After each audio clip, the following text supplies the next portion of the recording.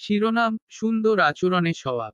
একটি ছোট্ট গ্রামে দুই বন্ধু, আহমদ ও ইয়াসিন, বাস করত। তারা একসাথে খেলাধুলা করত, পড়াশোনা করত এবং অনেক কিছু শিখত। একদিন গ্রামে একটি বড় মেলা অনুষ্ঠিত হয়। মেলায় অনেক লোক আসবে বলে আহমদ ও ইয়াসিন সিদ্ধান্ত নিল তারা মেলায় যাবে। মেলায় গিয়ে তারা প্রথমে কিছু খাবার কিনে খায়, তারপর একটি ছোট শিশু দেখতে পায় যে তার খেলনা হারিয়ে ফেলেছে। শিশুটি খুবই কাঁদছিল। ইয়াসিন তখন বলল, আমরা যদি তার সাহায্য করি, তবে আল্লাহ আমাদের ভালো কিছু দেবে। আহমদ রাজি হলো। তারা মিলে শিশুটিকে শান্ত করল এবং তাকে তার হারানো খেলনা খুঁজে দিল। তারা দেখতে পেল শিশুটি খুব খুশি হয়ে তাদের ধন্যবাদ জানাচ্ছে।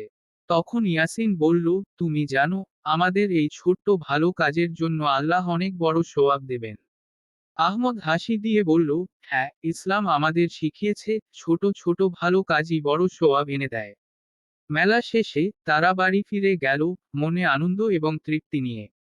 তারা বুঝতে পারল, ইসলামের শিক্ষা অনুযায়ী একজন মুসলিমের উচিত সব সময় অন্যদের সাহায্য করা, ভালো কাজ করা এবং আল্লাহর সন্তুষ্টি অর্জন করা।